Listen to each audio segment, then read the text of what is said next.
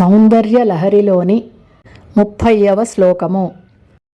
స్వదేహోద్భూతాభిః ఘృణిభిః అణిమాద్యాభిరభితః నిషేవ్యే నిత్యే త్వామహమితి సదా భావయతి యః కిమాశ్చర్యం తస్య త్రినయన సమృద్ధిం తృణయతః మహాసంవర్తాగ్నిర్విరచయతి నీరాజన విధిం.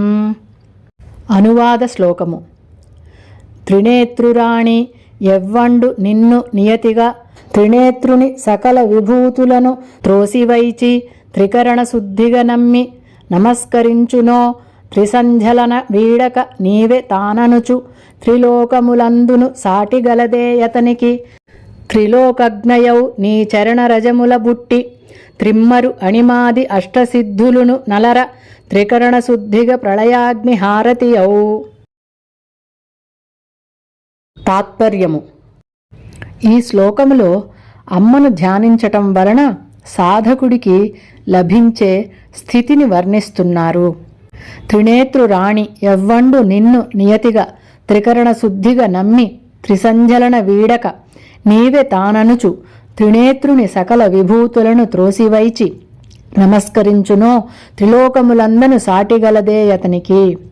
అనగా త్రినేత్రురాణి అంటే త్రినేత్రుని యొక్క ఓ మహాపట్టమహిషి. త్రినేత్రుడు అంటే సూర్య చంద్ర అగ్నులను నేత్రములుగా కలిగినవాడు. ఋగ్యజు సామవేదములను నేత్రములుగా కలిగినవాడు. భూత వర్తమాన భవిష్యత్ కాలాలను నేత్రములుగా కలిగిన ఓ ఈశ్వరుడి ఇల్లాలా, ఎవ్వండు నిన్ను అంటే ఎవ్వరైతే నిన్ను నియతిగా, నియతి అంటే మర్యాదగా భక్తిపూర్వకంగా, త్రికరణ శుద్ధిగా నమ్మి అంటే మనస్సు బుద్ధి శరీరములతో నమ్మి త్రిసంధ్యలన వీడక, త్రిసంధ్య అంటే 3 కాలములు ఉదయము మధ్యాహ్నము సాయంత్రము, వీడక అంటే విడిచిపెట్టకుండా ఎల్లవేళలా నీవే తాననుచు అంటే అమ్మా నీవే నేను అని భావించి త్రినేత్రుని సకల విభూతులను త్రోసివైచి. విభూతి అంటే ఐశ్వర్యము.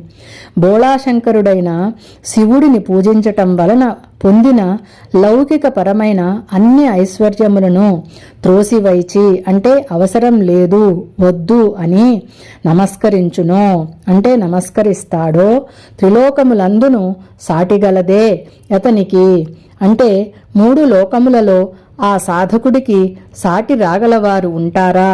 ఉండరు తల్లి. త్రిలోకజ్ఞయౌ నీ చరణ రజముల బుట్టి అనగా 3 లోకములలోని దేవతా సమూహములు సర్వ ప్రాణికోటి నీ చరణ రజముల బుట్టి అంటే నీ శరీర కాంతుల యొక్క కిరణములతో పుట్టిన త్రిమ్మరు అణిమాది అష్టసిద్ధులను అనలరా. అనగా త్రిమ్మరు అంటే తిరిగి మళ్ళీ, అణిమాది అష్టసిద్ధులను అణిమ మహిమ గరిమ లఘిమ ప్రాప్తి ప్రాకామ్య ఈసిత్వ వసిత్వ అనే 8 సిద్ధులను అలరా సంతోషముగా నిన్నే సేవిస్తున్నాయి అని భావన చేసిన సాధకునికి త్రికరణ శుద్ధిగా ప్రళయాగ్ని హారతియౌ.